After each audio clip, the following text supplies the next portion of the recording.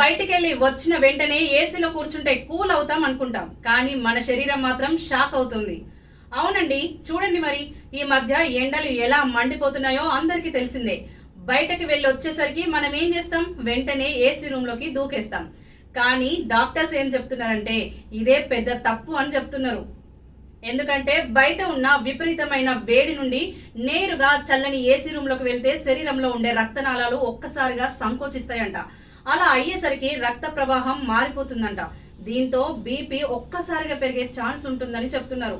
అంటే మనం చల్లబడాలని చూస్తాం, కానీ శరీరానికి ఇబ్బంది పెడుతున్నట్లే అని చెప్తున్నారు. అయితే దీనికి సొల్యూషన్ ఏం చెప్తున్నారంటే డాక్టర్లు ఏసీ టెంపరేచర్ ని 24 నుండి 26 డిగ్రీల మధ్య పెట్టండి అని చెప్తున్నారు.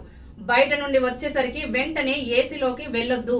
కొద్దిసేపు మామూలుగా బయట ఉండే గదిలో ఉండి తర్వాత శరీరం చల్లబడ్డ తర్వాతే ఏసీలోకి వెళ్ళండి అని చెప్తున్నారు. అతి చేసిన అమృతం కూడా విషమే అంటారు.